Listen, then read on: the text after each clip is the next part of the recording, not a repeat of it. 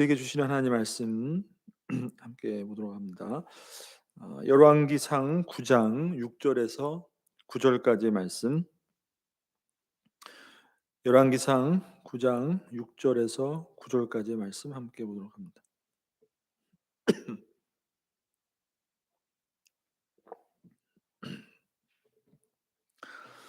자, 찾으셨으면 6절부터 제가 봉독해 드리겠습니다.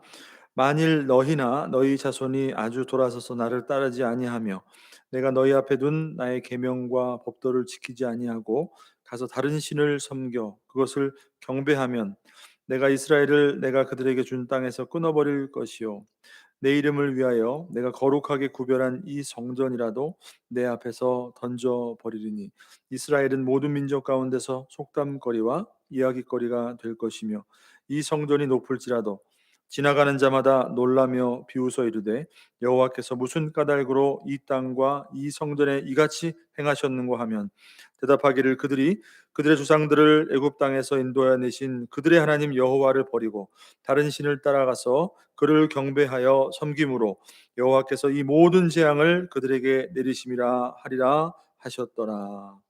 아멘. 자, 여러분 오늘은 열왕기상 두 번째 시간이죠. 오늘 살펴보는 이 본문의 말씀을 통해서 우리가 열왕기상 이제 마무리하게 되는데, 자 지난 시간에는 전체적인 어떤 그 배경에 대해서 우리가 좀 함께 나누었고, 1장에서부터 11장까지의 내용을 솔로몬 왕에 대해서 우리가 말씀을 살펴봤죠.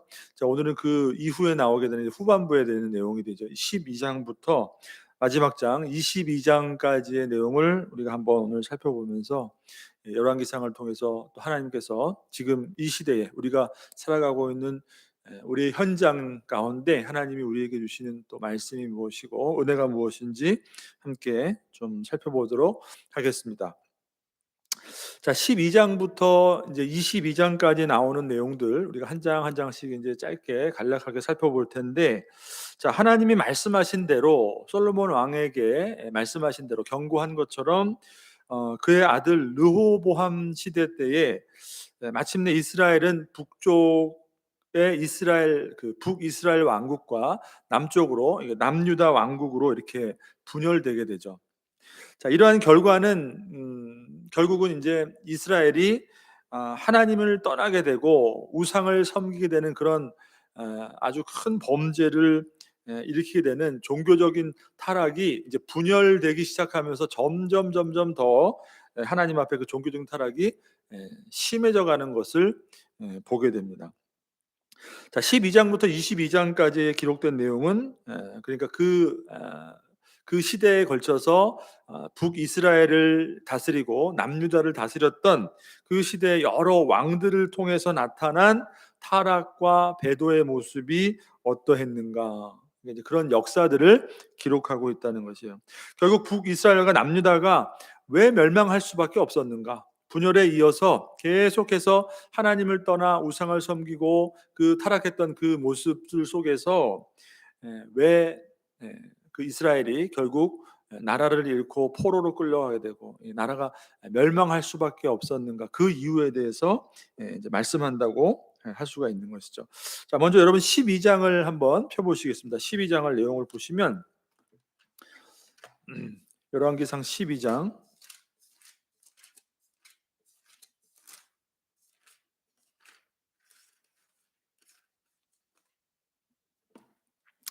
자, 솔로몬 왕이 죽고 이제 그의 아들 르호보암이 이제 왕이 되는 과정에 대해서 이제 기록하고 있어요. 그러니까 12장은 자세히 말하면 어떻게 해서 그 통일 왕국이 남북으로 분열되게 되었는가, 그 분열 과정에 대해서 기록하고 있다고 할 수가 있어요. 자, 르호보암 왕이 당연히 이제 솔로몬 왕이 죽고 난 다음에 왕위를 계승하게 되는데, 그 과정 가운데 솔로몬 시대 때에 솔로몬 왕으로부터 이렇게 미움을 받아서 이렇게 다른 곳으로 쫓겨나 있다가 돌아오게 된 그 여로보암이라는 그 신하가 있었습니다. 그 여로보암이 이 백성들을 대표로 해서 백성들과 함께 그 르호보암에게 뭐라고 요구를 하냐면, 솔로몬이 통치하던 그때에 솔로몬이 이제 앞에를 보게 되면 성전을 건축하고 그다음에 자기 왕궁을 건축하고 그다음에 계속해서 어떤 국고성이나 어떤 그 성들을, 그러니까 나라를 더 이게 견고하기 위해서 성들을 아주 지나치게 많이 건축하는 그런 모습이 나온단 말이에요. 거기에 모든 백성들이 동원돼서 이제 지나치게 거기에 이제 부역에 시달렸던 것이에요. 자, 그러니까 그 부역을 조금이라도 우리에게 좀 감해 줄 것을 이 르호보암에게 요구를 한단 말이에요. 자, 근데 그 르호보암이 그 요구를, 백성의 요구를 어떻게 받아들이냐면 아주 단호하게 그 요청을 거절하고, 오히려 아버지 때의 솔로몬 때보다는 내가 더 큰 억압으로 너희들을 다스릴 것이다, 이렇게 그들의 요청을 거절하게 되는 것을 보게 돼요. 자, 그러니까 솔로몬 시대 때는 하나님께서 솔로몬에게 참 지혜를 주고 나라를, 이 백성들이 많은 나라를 어떻게 다스려야 될지 참 잘 다스릴 수, 하나님의 지혜를 주셔서 다스리게 했던 그런 모습이 있었는데, 그런 모습은 이제 온데간데 없고 어떤 자신의 권력에만 집착하는 어떤 이런 모습이 이제 보여지는 것이죠. 그러니까 르호보암이 그 요청을 받아들이지 않고, 자, 그리고 오히려 솔로몬 시대 때에 생전에 솔로몬을 모셨던 그 옆에서 보좌했던 그런 지혜로운 그 나이든 노인들의 어떤 자문을 듣지를 않습니다. 듣지를 않고 오히려 자기와 함께 자랐던, 그러니까 쉽게 얘기하면 뭐예요? 자기 곁에 있고 늘 자기 편이었던 그런 어린 사람들과 의논해서, 그러니까 결국은 이제 자기들의 어떤 그 패거리죠. 어떤 그 정치적인 이유로 무엇이 더 유익할까라는 것을 생각하고 더 지혜롭게 그 나라를 다스리기보다 그런 정치적인 입장에서 그들의 백성들의 요청을 거부하고, 솔로몬 왕보다 더 내가 심하게 억압하고 너희들을 다스릴 것이다, 그러니까 노인들의 지혜를 받아들이지 않았다는 것이에요.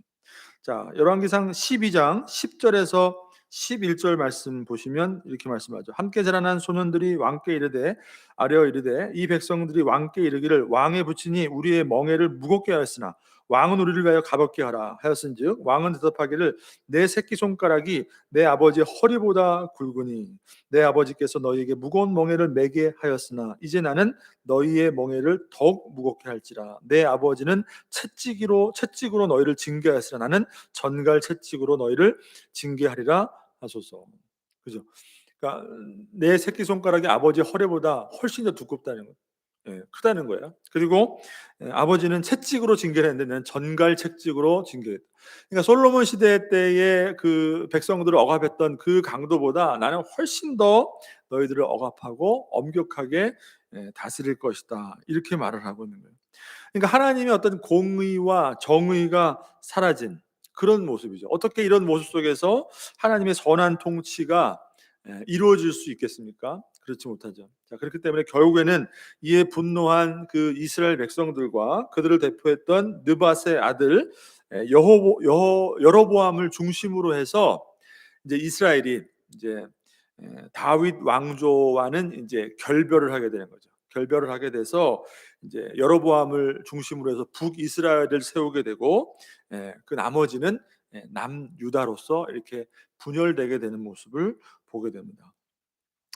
자, 여러분, 겉으로 보기에는 그냥 어떤 정치적인 문제로 인해서 그들이 함께 할 수 없는 어떤 그런 정치적인 이유로 남북이 이렇게 서로 갈라진 것처럼, 분열하는 것처럼 보여지기는 하는데, 사실 성경을 보게 되면 이것이 다 하나님께로부터 말미암은 것이다 라는 것을 기록하고 있다는 것이요.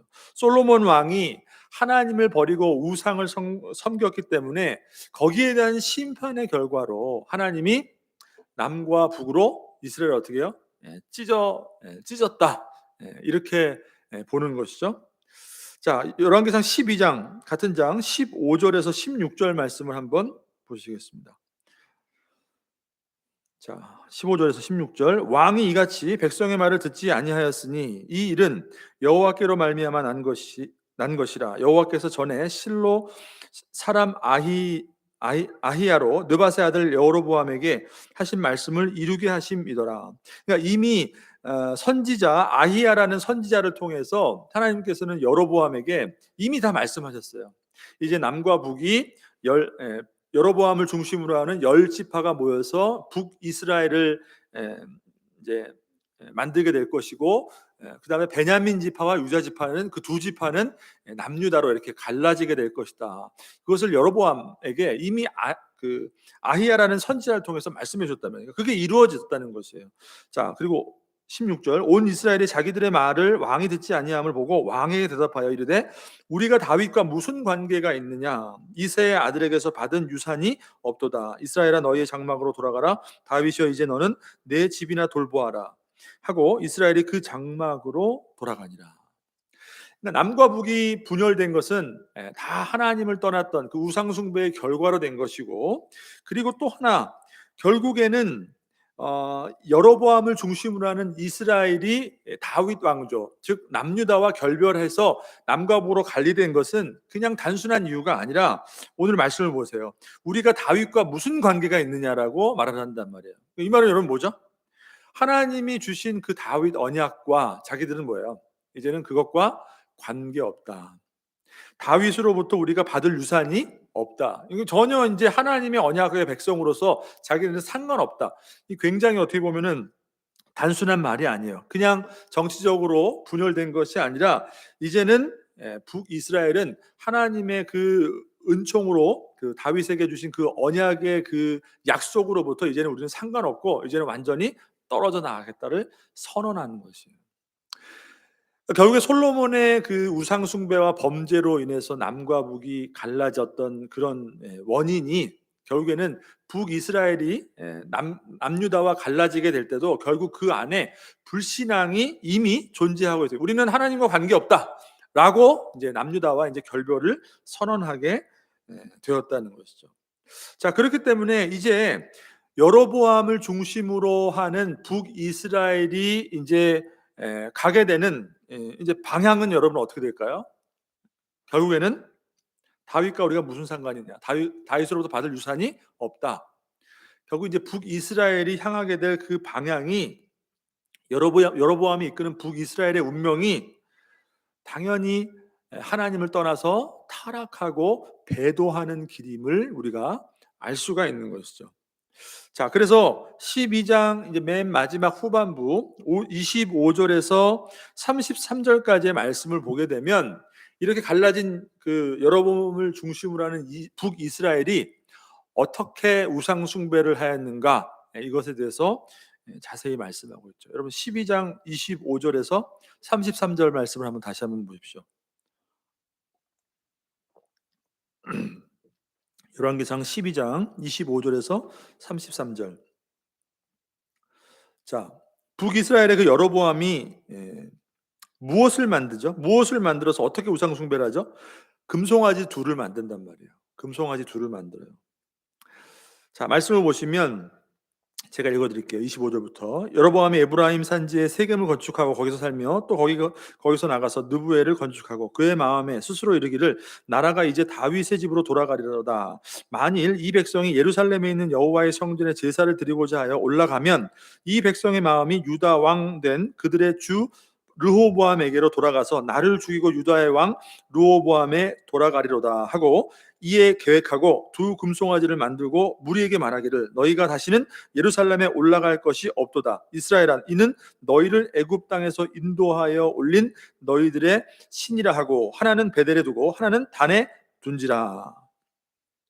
자, 여러분, 우상 숭배를 하게 되는 이제 근본적인 어떤 동기가 지금 설명되어지고 있는데, 남과 북이 갈렸단 말이에요. 근데 지금까지는 예루살렘에 그 하나님의 성전이 있었기 때문에 남과 북이 갈렸지만, 결국에는 백성들이 하나님을 예배하고 하나님 앞에 제사 드리기 위해서는 어디로 가야 돼요?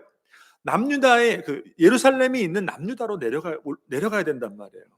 그러니까 여로보암 생각에는 기껏 자기가 이렇게 세력을 얻어서 북이스라엘로 나라를 만들었는데, 자기 백성들이 하나님을 섬긴다고 남쪽으로, 남유다로, 예루살렘으로 계속해서 절기 때마다 내려가서 제사를 드리면, 아, 이러다가는 그 마음이 르호보암에게로 빼앗겨서 나라가 위험하겠구나, 오히려 나를 죽이겠구나 라는 생각으로 여로보암이 뭘 만들었다고요? 금송아지를 둘을 만들어서 베델과 단, 그러니까 이스라엘의 북쪽과 최남단 쪽에다가 그 제단을 만들어서 금송아지를 거기에 놓고서는 뭐라고 해요? 참 놀랍게도 이게 바로 너희들을 애굽으로부터 너희들을 건져내신 하나님이다.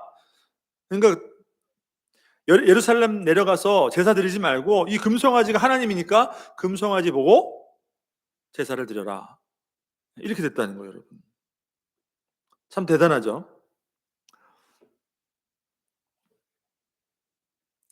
아론이 여러분 시내산에서 금송아지를 만든단 말이에요. 그러니까 우상 숭배한단 말이에요. 그때도 그랬던 것처럼 자기들은 다른 신을 섬기는 게 아니에요. 명목상으로는 이게 바로 우리를 애굽에서 이끌어낸 하나님이다. 하나님을 섬기는 것이다. 그들을 구원하신 하나님을 섬긴다는 명목이었지만 그 결과는 뭐예요? 결국 우상 숭배란 말이에요. 우상 숭배. 그러니까 여로보암도 똑같이 하나님을 섬기고자 하는 것이라고는 명목상으로는 이야기하지만 실제 그 목적과 명분은 뭐예요? 자기의 세력을 잃지 않기 위해서. 그죠? 합리화시키는 것이죠. 자, 결국에는 자기 마음대로 그렇게 되기 때문에 레위 자손 가운데 반드시 제사장을 세워야 된다는 하나님의 그 율법을 어기고 오늘 본문의 말씀 보면 나옵니다. 제사장이 레위인이 아닌 일반 백성에서 제사장을 세우게 되고 그리고 절기도 자기 마음대로 정해요.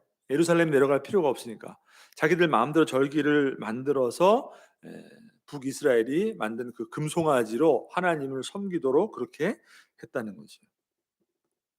자, 이렇게 여로보암을 따르는 북이스라엘의 모습은 아주 심각한 영적 타락을 이 금송아지로 인해서 영적 타락을 하게 되고 북이스라엘은 물론 이스라엘 전체가 그 영향을 받아서 멸망의 길로 가게 되는 그런 기록을 열왕기서를 통해서 상을 통해서 우리가 보게 된다는 것이요. 여러분 이러한 모습은 참 놀랍게도 지금 우리에게도 있어요. 지금 우리에게도 있어요. 자신들의 목적과 명분을 위해서 나의 신앙을 정당화하기 위해서 그죠? 나는 하나님을 믿노라 하지만 결국에 그 안에는 속을 들여다보면 뭐예요? 나의 목적과 명분 때문이란 말이에요. 그렇기 때문에 여러분 교회가 분열되고 교회가 생기게 되는 거고 때로는 자기들끼리 모여서 예배를 하게 되는 거고 여러분 이런 일들이 다 많은 거예요. 근데 그 속을 다 들여다보면 너나 할 거 없이 어떻게 해요? 이미 하나님을 떠나서 하나님의 율법을 무시하고 하나님 말씀대로 살지 아니하고 우상을 섬겼던 그 총체적인 어떤 종교적인 타락 안에서 그런 분열들이 벌써 일어나고 있었다는 것을 우리가 보게 되는 것이에요. 그러니까 진짜 하나님을 섬기자 하는 것이 아니에요. 그러니까 내가 믿는 하나님, 네가 믿는 하나님. 왜요? 그 안에는 나의 명분과 내 목적이 있기 때문에 그것 때문에 내 신앙이 더 옳다라고 이렇게 자꾸 분열되는 것입니다, 여러분. 그러니까 우리가 이 모습을 통해서 이건 근본적으로 이 하나님을 향한 우리의 신앙이 총체적인 어떤 종교적인 타락에서 오는 이런 분열된 현상이라는 것을 우리가 좀 분별할 필요가 있다는 것이죠. 자, 결국은 그 여로보암을 중심으로 하는 그 북이스라엘의 이 타락 때문에 결국 이스라엘 전체가 영적으로 타락하게 되는 그런 원인이 되게 된다는 것입니다. 자, 그럼 여러분 이러한 분열된 북이스라엘과 남유다를 하나님이 보시기에 어떻게 평가했을까요? 어떻게 바라보셨을까요? 자, 그 내용이 13장하고 14장에 이어지는 내용에 기록되어 있어요. 자, 13장, 14장을 보게 되면 이렇게 분열된 왕국의 그 죄가 무엇인지 하나님이 그 죄에 대해서 경고하고 거기에 대한 심판을 내리시는 그런 모습이 나타나게 돼요. 자, 먼저는 13장에서 있고 14장까지 중반까지 이어지는 내용인데 여로보암의 죄에 대해서 하나님이 경고하고 심판하시죠. 그러니까 하나님이 이러한 여로보암의 이 죄에 대해서 선지자를 보내요. 선지자들을 보내서 무엇이 잘못됐고 무엇이 그죠? 하나님 앞에 범죄인지 그것을 경고하신단 말이에요. 자, 오늘 그 13장을 보게 되면 남유다로부터 하나님께서 한 선지자를 보냅니다. 이름이 없는 한 선지자를 보내셔서 베델에서 금송아지를 만들어 놓고 우상을 섬겼던 그 베델에서 분향하고 있는 여로보암 앞에 이 선지자를 보내게 하셔서 그 선지자 하여금 하나님의 심판을 하나님의 저주를 선포하게 하신단 말이에요. 거기서 그 저주를 들었던 여로보암이 하나님의 선지자를 붙잡으려고 할 때 어떻게 해요? 오른팔이 굳어져 가지고서는 이렇게 팔이 못 쓰게 되죠. 그 현장에서 그 선지자에게 부탁을 하죠. 하나님께 좀 제발 자비를 베풀어 달라, 고쳐 달라. 그러니까 그 자리에서 또 이렇게 낫게 되죠. 그러니까 이런 내용들이 나와요. 그리고 두 번째 경고는 어 처음에 이제 그 여로보암에게 이스라엘 통일 왕국이 남북으로 분열될 것이고 이제 여로보암이 이제 북쪽을 다스리는 왕이 될 것이라는 것을 예언하게 하셨던 어, 아히야라는 선지자를 통해서 이제 경고를 하죠. 두 번째 경고를 하시죠. 여로보암의 아들이 병에 들게 되죠. 그래서 죽게 되자 그의 아내를 변장시켜서 그 선지자 아히야에게 보내게 되는데 하나님이 그것을 알고서는 그 선지자에게 말씀을 주신단 말이에요. 그리고서는 이제 그 선지자의 입을 통해서 여로보암이 다윗과 같이 하나님의 명령을 따르지 않고 악을 행하고 우상을 만들어서 하나님을 버렸기 때문에 하나님께서도 진노하셔서 너희 이 북이스라엘을 하나님으로부터 끊어버릴 것이고 여로보암 주에 재앙을 내릴 것이고 자 이런 것들을 경고하시고 그 땅에서 결국에는 내가 이스라엘을 뽑아버리겠다 이런 경고의 말씀을 주시죠. 결국엔 이거 역사적으로 다 이루어지게 되잖아요. 자 그리고 14장 그 후반부에도 보게 되면 북이스라엘뿐만 아니라 르호보암의 죄에 대해서도 하나님이 또 경고하시고 심판하시는 내용이 나와요. 22절에서 24절을 보시면 자 14장 22절에서 24절 말씀입니다. 유다가 여호와 보시기에 악을 행하되 그의 주상들이 행한 모든 일보다 뛰어나게 하여 그 범죄한 죄로 여호와를 노엽게 하였으니 이는 그들도 산 위에와 모든 푸른 나무 아래 산당과 우상과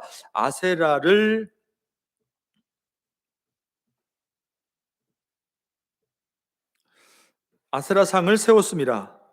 그 땅에 또 남색하는 자가 있었고 여호와께서 이스라엘 자손 앞에서 쫓아내신 국민의 모든 가증한 일을 무리가 본받아 행하였더라.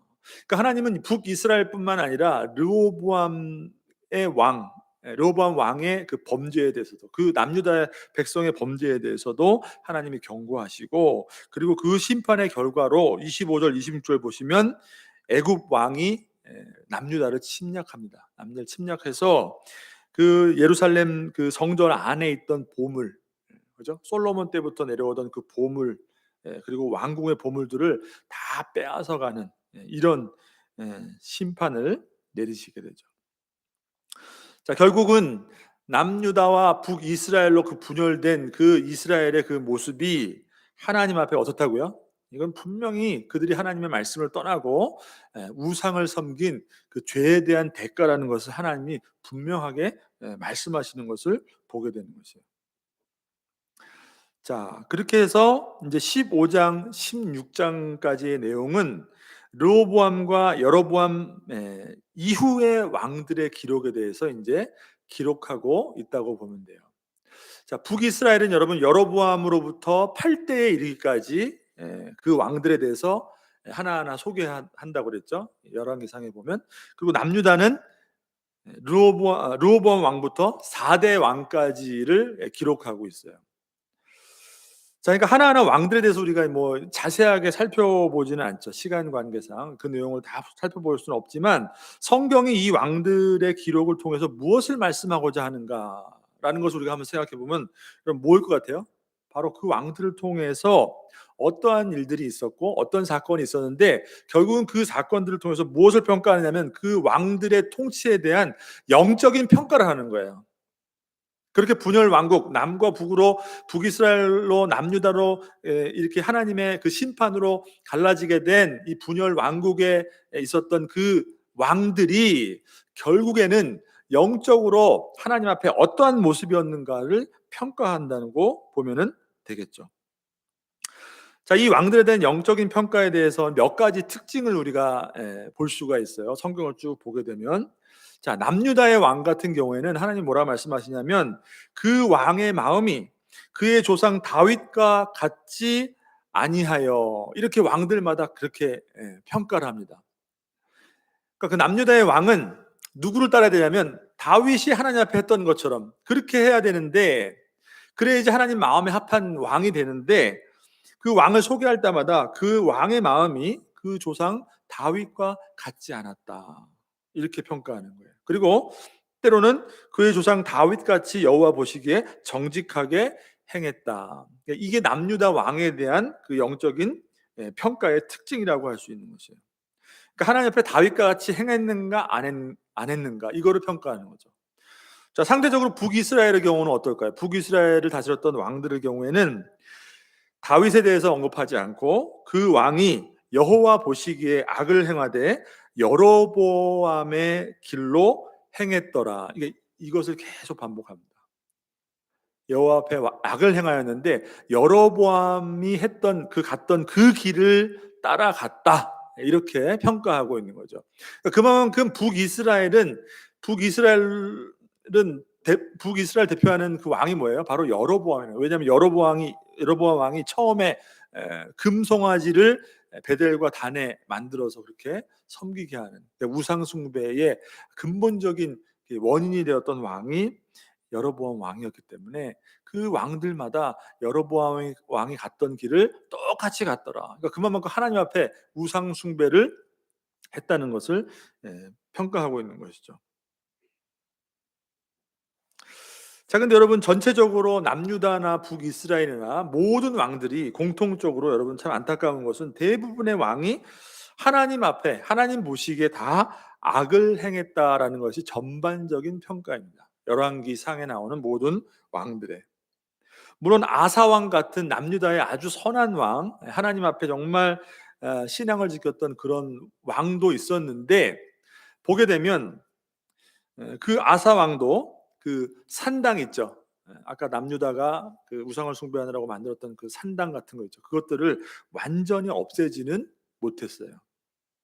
그리고 선한 왕이었다가도, 간혹 선한 왕이더라도 마지막에 가서는 어떻게 해요? 타락하게 되고 우상을 섬기게 되는, 하나같이 다 그런 모습을 공통적으로 보여주는 게 이 분열 왕국 시대에 있었던 그 왕들의 모습이라는 것이에요.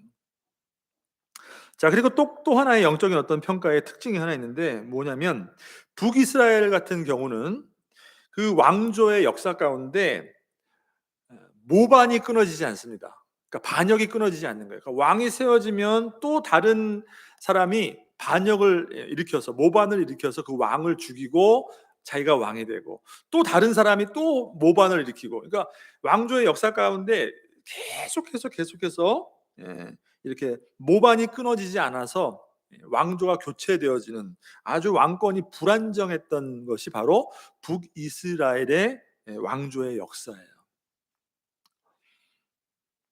자, 반면에 남유다는 경우는 어땠을까요? 남유다의 경우에는 그래도 순조롭게 아버지에서 그 아들로 대대로 왕권이 이렇게 순조롭게 이어지는, 그러니까 그러니까 유다 지파를 통해서 아버지에서 그 아들로, 또 그 아들로, 다시 말하면 단일 왕조가 그래도 순조롭게 계속해서 이어진 것이 남유다 왕조의 역사라는 것이에요.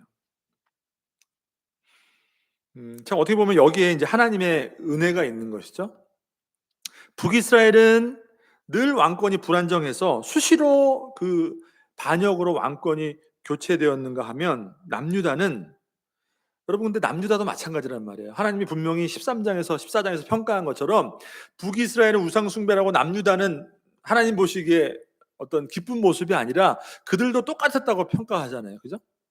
그런데 남유다만큼은 그래도 유다 지파를 통해서 그 왕권을 안정적으로 계속해서 이어져 나가는 것을 보게 돼요. 여러분 왜 그럴까요? 이유가 뭘까요?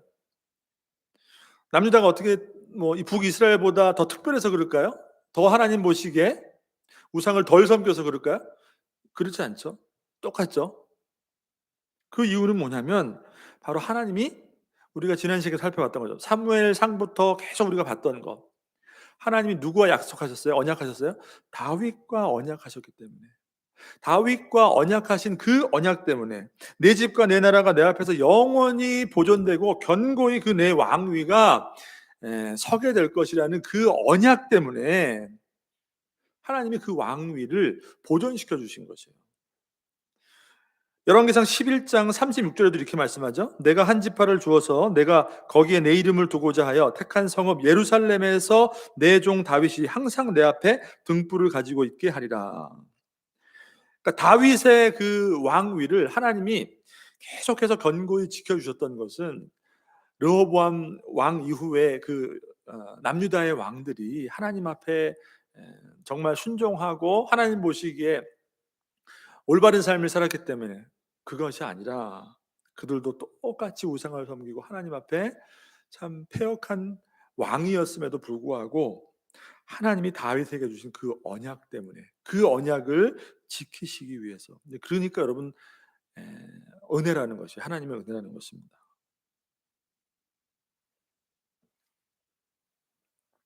자, 이것을 통해서 우리는 무엇을 알 수 있냐면 남유다나 북이스라엘이나 똑같은 거예요. 우리 인간은 하나님 앞에 전적으로 부패하고 전적으로 타락한 인간이기 때문에 우리 안에는 하나님을 온전히 섬길 수 있는, 그러니까 우리의 스스로의 힘으로 자력 구원할 수 있는 우리 안에 능력이 있다 없다요? 없다는 거예요. 하나님이 적극적으로 전적으로 하나님의 은혜가 우리에게 개입하지 않고서는 우리는 도저히 스스로 구원함을 얻을 수 없는 존재, 하나님으로부터 버림받을 수밖에 없는 존재. 그러니까 남유다나 북이스라엘이나 똑같다는 거예요. 근데 그래도 남유다를 하나님이 보존하시고 그 유다 지파를 통해서 다윗의 그 왕조가 계속해서 온전히 지켜나갈 수 있도록 단일 왕조를 보존하신 것은 다 뭐예요? 하나님의 은혜라는 거죠. 하나님의 은혜. 자, 그러니까 열왕기 상에서 말씀하고 있는 아주 중요한 주제, 아주 큰 주제가 두 가지가 있는데, 그게 뭐냐면 한 가지는 아까 말씀드린 거죠.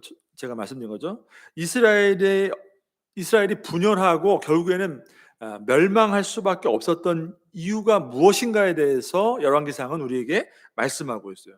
그럼 또 하나는 뭐예요? 가장 중요한 주제 하나, 또 하나는 그럼에도 불구하고, 그렇게 멸망할 수밖에 없음에도 불구하고 하나님이 왜 남유다를 보존하시고 남유다를 통해서 다윗 왕위를 왜 보존하셨는가? 이게 여러분, 열왕기상에서의 가장 큰 두 가지의 큰 주제라고 할 수가 있는 것이에요. 왜 멸망할 수밖에 없었는가? 그럼에도 불구하고 하나님이 남유다를 왜 끝까지 지키셨는가? 바로 하나님의 전적인 은혜임을 우리에게 말씀해주고 있는 것이죠. 자, 그 다음에 17장부터 마지막 22장까지의 내용이에요. 17장부터 22장까지. 자, 여기를 보게 되면 한 선지자가 등장을 하게 되는데, 우리가 잘 알고 있는 엘리야 선지자죠. 자, 열왕기서에서는 이 왕들의 죄를 지적하고 경고하기 위해서 하나님께서 그 왕들에게, 그 백성들에게 선지자를 보내잖아요. 하나님의 말씀을 선포하고 그것을 통해서 그들의 죄를 지적하고 경고하고 회개하고 돌아올 수 있도록 선지자를 보내시는데, 그 중에서도 엘리야 선지자는 이스라엘 역사 가운데 여러분 가장 악명이 높았던 아합 왕과, 그죠? 대적하여서 하나님의 말씀을 선포했던 그런 선지자가 바로 엘리야 선지자라는 것이죠. 자, 그래서 성경은 이 엘리야 선지자의 활동을 통해서 그 시대가 얼마나 하나님을 떠나 우상을 섬겼던 패역한, 영적으로 타락했던 시대였는지를 우리에게 말씀해주고 있는 것이죠. 그 내용이 17장부터 마지막 22장까지의 내용이라고 보면 되겠어요. 자, 여러분 17장을 한번 보세요. 17장을 한번 펴보십시오. 자, 17장의 내용을 보기 전에 16장 그 마지막 부분 있죠. 29절에서 34절까지를 보게 되면 자, 이런 내용이 나옵니다. 자, 제가 한번 읽어드릴게요. 열왕기상 16장 29절에서 34절. 유다의 아사왕 제38년에 오므리의 아들 아합이 이스라엘의 왕이 되니라. 오므리의 아들 아합이 사마리아에서 22년 동안 이스라엘을 다스리니라. 오므리의 아들 아합이 그의 이전의 모든 사람보다 여호와 보시기에 악을 더욱 행하여.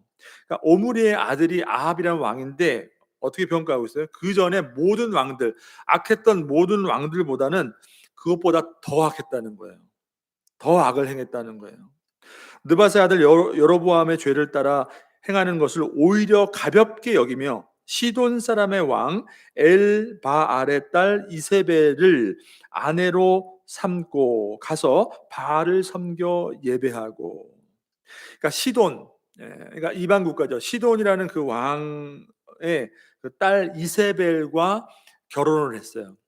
자, 그 이세벨의 아버지 이름이 엣바알이라는 사람이에요. 엣바알. 엣바알은 뭐냐면, 이 의미가 뭐냐면 엣바알은 바알의 사람이라는 뜻이에요. 바알의 사람. 그러니까 시돈이라는 이 이방 국가는 바알을 섬기는 국가였단 말이에요. 그러니까 얼마나 바알을 섬겼는지 왕의 이름이 바알의 사람이에요. 그러니까 그의 딸과 결혼해서 당연히 그 바알이 그 이세벨을 통해서 이스라엘에 들어오게 되고, 그로부터 더 영적으로 타락하고 우상을 섬기고 하나님을 떠나게 되어서 악을 행했던 다른 어떤 왕들보다 더 악했던 왕이 바로 아합이다. 그 시대가 얼마만큼 어, 악한 시대였는가를 성경이 말씀해 주고 있는 거예요. 자, 그리고 뒤에 내려가서 34절 말씀 보게 되면, 자, 이렇게 말씀하죠. 그 시대에 베델 사람 히엘이 여리고를 건축하였는데 그가 그 터를 쌓을 때에 맏아들 아비람을 잃었고 그 성문을 세울 때에 막내 아들 수굽을 잃었으니 여호와께서 눈의 아들 여호와를 통하여 하신 말씀과 같이 되었더라. 여러분, 이 말씀 뭡니까? 자, 여호와 시대 때에 하나님께서 허락하신 가나안 땅을 점령할 때 첫 번째 성이었던 여리고성을 하나님의 놀라운 기적으로 함락시킬 때 하나님이 여호수아를 통해서 주신 말씀이에요. 다시는 이 여리고성을 건축하지 말아라, 재건하지 말아라. 만에 하나 이거를 다시 건축하는 일에는 오늘 본문에 나왔던 것처럼 맏아들과 막내 아들을 잃게 될 것이다. 여호수아 시대 때 하나님이 이미 여호수아를 통해서 예언하신 거란 말이에요. 경고하셨단 말이에요. 근데 언제 그 하나님이 주신 그 예언대로 여리고성을 다시 건축하게 됐다는 거예요? 아합 시대 때에. 아합 시대 때에 하나님의 그 경고의 말씀을, 그러니까 그만큼 그 시대에 하나님을 떠나서 하나님의 말씀이 없었다는 거예요. 하나님의 경고를 어떻게 했던 간에 상관없이 그 말씀이 그대로 그 하나님 경고하신 대로 지켜졌었는데, 아합의 때에 하나님의 말씀을 두려워하지 않고 여리고성을 다시 재건하게 됐다는 거예요. 그랬더니 실제로 그 하나님의 예언의 말씀, 경고의 말씀대로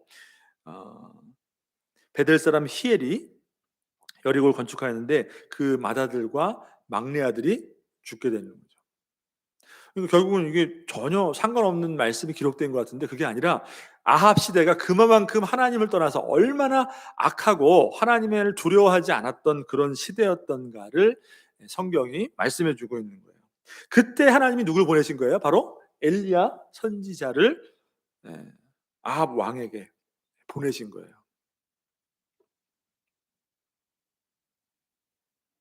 이유는 뭐겠습니까? 그만큼 타락하고 우상 숭배가 깊이 이스라엘 백성들 가운데 젖어들어 있고 하나님의 말씀을 떠나서 하나님의 말씀이 사라졌던 그 악한 시대에 엘리야 선지자를 통해서 하나님을 선포하도록, 하나님의 살아계심을 선포하도록 하나님께서 엘리야를 보내신 것이죠. 그래서 17장부터 이제 17장까지 그 엘리야의 사역을 통해서 하나님께서 어떤 기적을 베풀어 주셨는가, 참 많은 기적을 베풀어 주셨는데 어떤 기적을 베풀어 주셨는가, 그것들이 이제 기록이 되어 있어요. 우리가 잘 알고 있는 그런 들으면 알만한 그런 기적들이 여기에 다 기록되어 있죠. 여러분, 그 기적들이 왜 기록되어 있을까요? 우리가 그 이유를 알아야 되겠죠. 그러니까 우리도 그런 기적을 경험해야 됩니다. 뭐 단순히 그런 내용이 아니라 왜 그렇게 하셨는가? 이유는 단 한 가지예요. 북이스라엘이 하나님을 떠나서 하나님을 섬기지 않고 바알을 섬겼는데 하나님이 이스라엘을 그 엘리야 선지자를 통해서 말씀하시고 싶은 내용이 뭐예요? 바알이 아니라 누구라는 거예요? 하나님이, 여호와 하나님이 참 하나님 되심을 선포하시고자 했던 거예요. 그것을 선포하기, 그것을 드러내기 위해서 엘리야 선지자를 통해서 여러 기적을 보여주신 것이에요. 자, 17장을 보시면 어떤 기적이 나옵니까? 엘리야의 그 입술을 통해서 아합 왕 앞에 간 엘리야를 통해서 뭘 선포하냐면, 내가 내 말이 있기 전에는 3년 동안 북이스라엘에 비가 한 방울도 내리지 않을 것이다. 그러니까 3년의 가뭄을 선포한단 말이에요. 자, 왜 여러분 가뭄을 선포했을까요? 바알은 어떤 신이에요? 바알은 비를 내려주는 신이란 말이에요. 풍요를 상징하는 신이란 말이에요. 그러니까 하나님이 가나안 땅에서, 적과 꿀이 흐르는 가나안 땅에서 하나님의 말씀대로, 하나님의 다스림대로 순종하며 사는 이스라엘 백성들에게 이 땅은 너희에게 젖과 꿀이 흐르는 땅으로 내가 너희들에게 준 약속의 땅이라고 주셨는데, 그것은 무엇이 전제됐냐면 하나님의 말씀 안에 하나님의 통치를, 다스림을 받는 그 순종의 삶을 통해서 그 은혜를 누릴 수가 있는데, 그것을 백성들이 버려버린 거예요. 하나님을 의지하기보다 세상의 풍요로움을 붙들기 위해서 무엇을 섬겼어요? 바알을 섬겼어요. 바알은 비를 내려주는, 풍요를 상징하는 신이었기 때문에. 그래서 아합과 이스라엘 백성들에게 비를 내리시고 그들의 풍요를 주관하시는, 정말 그들의 삶을 주관하시고 생사를 주관하시는 하나님이 누구이신지, 바알이 아니라 하나님이심을 깨닫게 하기 위해서 3년의 가뭄을 하나님이 선포하신 것이에요. 자, 그리고 엘리야 선지자를 곧장 어디로 인도하시죠? 그릿시내가로 가게 하셔서 거기서 하나님의 말씀대로 아침 저녁으로 까마귀가 물어다주는 떡과 고기로 엘리야 선지자가 살아가도록 그렇게 인도하시죠. 그러니까 엘리야 선지자도 누구를 신뢰해야 되겠어요, 여러분? 3년 동안 가뭄을 내리시지 않은, 모든 이스라엘의 풍요와 모든 삶을 주관하시는 분이 하나님이라는 것을 선포하는 그 엘리야 선지자마저도 하나님의 말씀대로 순종해서 아침에 까마귀가 물어다주는 떡을 먹고, 그 다음에 저녁에 물어다주는 고기로 살아가도록 철저하게 하나님 말씀대로 그 말씀이 이루어진다는 것을 엘리야에게 경험토록 하나님이 그를 그렇게 훈련하신 것이에요. 자, 그 다음에 어떤 기록이 또 17장에 기록되어 있냐면, 그런 엘리야를 이제 그릿 시내가로부터 시돈 땅 사르밧 과부의 집으로 보내세요. 여러분, 시돈 땅은 어디냐면 아까 말씀드린 것처럼 아합의 그 부인이죠. 이세벨 여왕의 고향이 시돈이란 말이에요. 나라가 시돈이란 말이에요. 그러니까 바알을 섬겼던 그 나라, 그 시돈 땅으로 엘리야를 보냅니다. 거기에 과부 집으로 보내는데, 가보니까 이 3년 동안 기근이 일어났기 때문에 그 일대가 다 먹을 것이 없는 거예요. 그러니까 바알을 섬겼던 그 시돈 땅도 먹을 게 없어서 그 과부 집이 아들과 함께 죽게 됐어요. 거기서 하나님이 엘리야 선지자를 통해서 무슨 기적을 베풀어 주세요? 항아리에 밀가루와 기름병에 에, 에, 기름이 떨어지지 않는 기적을 통해서 정말로 여러분, 먹이시고 입히시고 살리시는 분, 그죠? 우리의 삶의 풍요를, 모든 것을 책임지시는 분이 누군지, 바알이 아니라 하나님이 참신이라는 것을 엘리야의 기적을 통해서 에, 보여주시는 거예요. 그 과부를 통해서 하나님이 정말 살아계신 하나님이 고백되어진다는 거예요. 이스라엘도 버린 그 하나님이 이방 땅에 있는 여인을 통해서 고백되어지는 것이에요. 그리고 그 과부의 아들이 또 병들어 죽었는데 엘리야의 기도를 통해서 하나님이 그 죽은 아들을 살려주시는 기적을 베풀어 주시죠.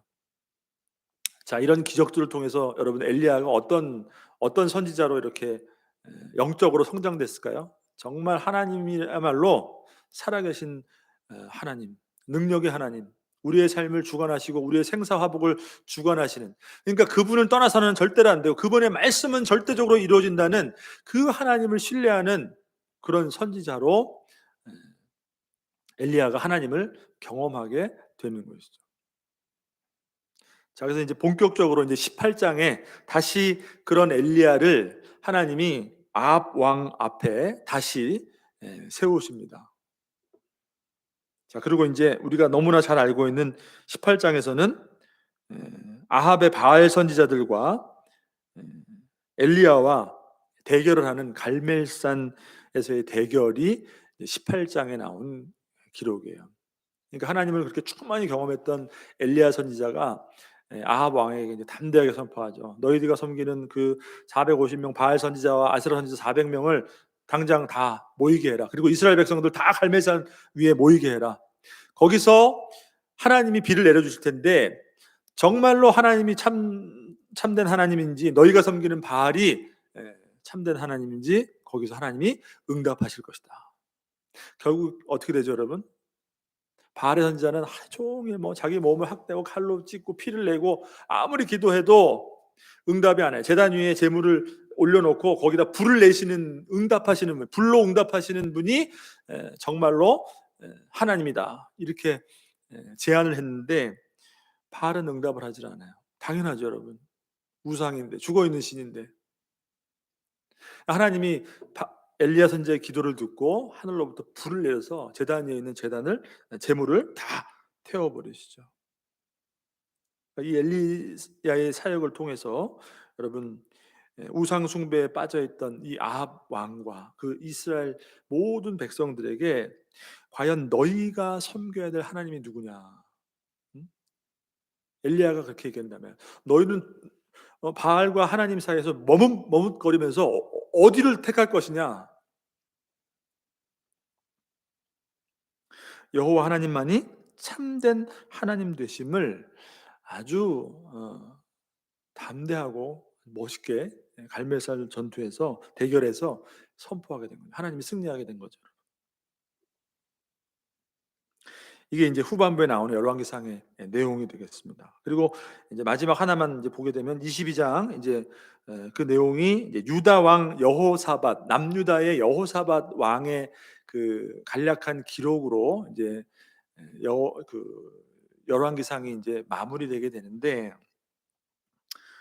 사실 여호사밧 왕은 그 굉장히 선한 왕이었단 말이에요. 하나님을 믿고 의지했던 선한 왕이었단 말이에요. 근데 이 여호사밧 왕에 대한 이 성경의 평가가 뭐냐면 그의 실책에 대해서 말씀한단 말이에요. 어떤 실책이냐면, 어떤 실수냐면, 그랬음에도 불구하고 선한 왕이었음에도 불구하고 이 여호사밧 왕이 누구를 의지하고 누구와 동맹을 맺었냐면 아합 왕과 동맹을 맺었어요. 아합 왕과. 그러니까 아마도 아합 왕의 그 아버지였던 그 오므리 왕 때부터 북이스라엘이 굉장히 그 강성해지고 나라가 이제 부강해지기 때문에 거기에 이제 여호사밧 왕이 굴복하고 타협하고 결국에는 아합 왕과 손을 잡게 된 거예요. 동맹을 맺게 되고 적극적으로 도와주는 그런 모습을 보이게 돼요. 결국 뭡니까, 여러분? 여호사밧 왕은 참 선한 왕이었긴 하지만 영적으로는 분별력이 부족했던 그런 어, 실수로 말미암아 결국은 아합과 손을 잡게 되고 함께 가지 말아야 될 길을 가게 되었다는 것이요. 결국 그 영향으로 후에 남유다가 또 똑같이 북이스라엘에 갔던 길을 가게 되고 타락하게 되고 결국에는 멸망하게 되는 원인이 어디서부터 시작되는가, 이것을 말씀하면서 열왕기상이 이제 마무리하게 되는 것을 보게 되는 것이죠. 자, 이제 우리가 전체적인 어떤 열왕기상의 내용들을 쭉 이제 훑어봤습니다. 여러분, 역사서라는 것은 분명히 하나님이 우리에게 역사서를 주신 그 기록하신 목적이 있어요. 단순히 어떤 그 역사에 대한 정보를 우리에게 주시기 위한 것이 아니라, 여러분, 역사는 계속 반복되기 때문에, 그죠?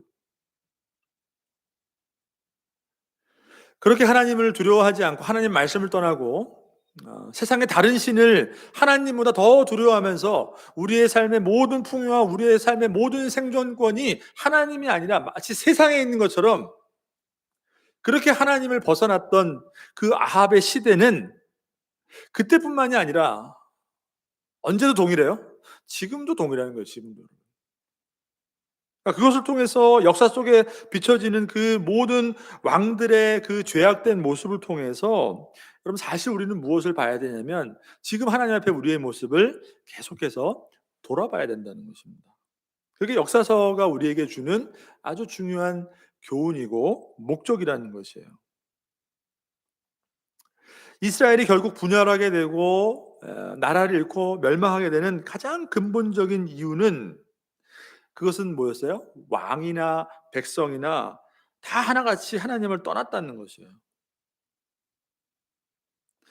하나님이 세워주신 왕을 통해서 그 왕부터 철저하게 하나님의 말씀 앞에 순종하고 하나님을 섬김으로 하나님이 다스리는 나라를 세워야 했는데 왕부터 하나님을 떠났단 말이에요. 다른 말로 하면 그 왕을 통해서 하나님이 나라를 다스리는 하나님의 주권이 드러나야 되는데 더 이상 하나님이 다스리시는 하나님의 주권이 사라져 버리게 된 것입니다, 여러분.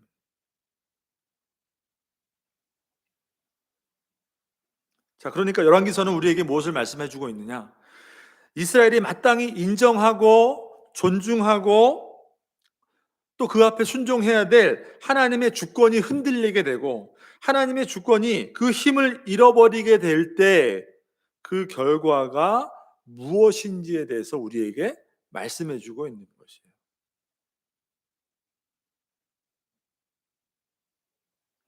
여러분, 우리가 하나님을 믿는다는 것은 무엇을 믿는 신앙이에요?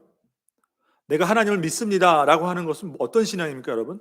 하나님이 계시다는 걸 물론 믿는 것도 우리의 신앙이지만 내가 하나님 믿습니다라는 것은 구체적으로 무엇을 인정하는 거예요? 하나님이 나의 삶을 다스리시는 그분이 왕이시고 나의 주님이심을 믿습니다. 이것이 우리의 신앙이에요. 하나님을 믿는다는. 근데 믿는다고 하는데 여러분 전혀 주님의 다스림이 우리의 삶 가운데 나타나지 않아요. 그러면 그게 바로 타락이고 그게 바로 하나님을 떠나는 것이라는 것이에요.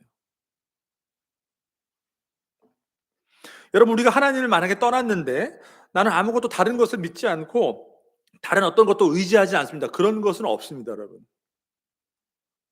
당연히 이스라엘이 바알이라는 우상, 하나님을 떠나고 하나님을 섬기는 것 같아도 우상을 섬기기 때문에 바알이라는 것을 믿고 의지하고 그 바알이 자신의 삶을 안녕을 책임져 주는 것처럼 바알을 의지하고 믿었던 것처럼 지금도 우리의 삶이 우리의 풍요와 우리의 어떤 번영을 위해서 우리가 하나님을 떠난다고 해서 다른 것을 안 믿는 게 아니에요. 바알이라는 신을 믿는단 말이에요. 물질을 의지하고 세상을 의지하고 하나님의 주권이 우리 믿는 자들의 삶에서 상실된 잃어버린 그런 시대를 지금도 여러분 살아가고 있다는 것입니다.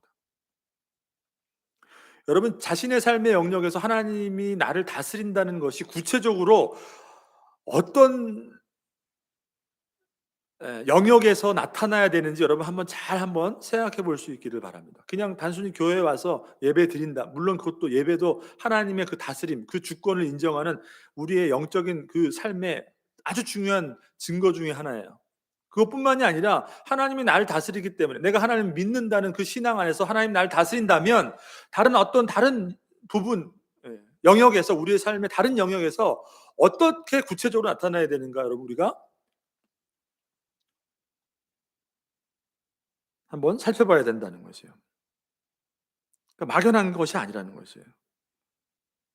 여러분, 주권을 잃어버린다는 것은 더 이상 그 나라의 백성이 아니라는 것이에요. 주권. 주권을 잃어버리면요, 땅이 있어도 그 땅이 소용이 없습니다.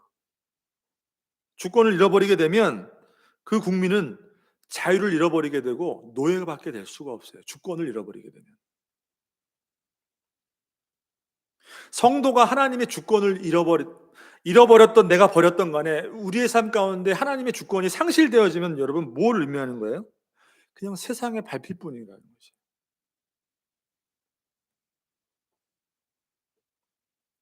여러분, 아합 시대에 세상을 향하여 하나님의 살아계심을 선포하기 위해 하나님께서 그 엘리야 선지자를 보내셨던 것처럼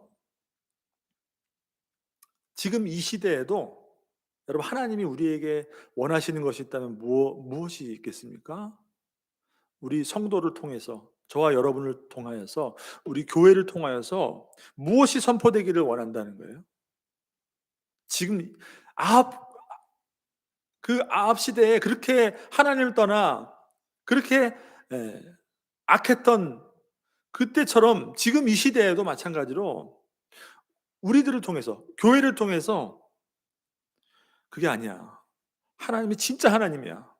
우리가 믿는 내가 믿고 내가 따르고 내가 의지하는 하나님이 진짜 하나님이야 라는 것을 여러분 이 패역한 시대에 선포하기를 원하신다는 것이죠. 여러분 믿으시기를 바랍니다.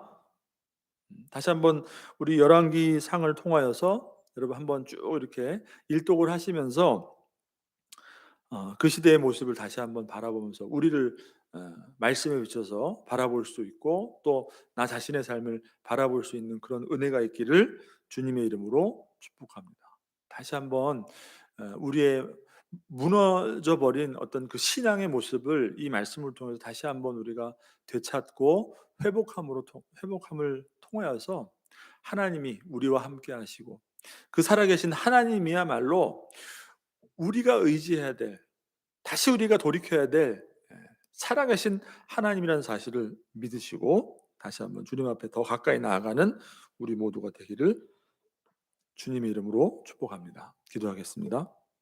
하나님 아버지 감사합니다.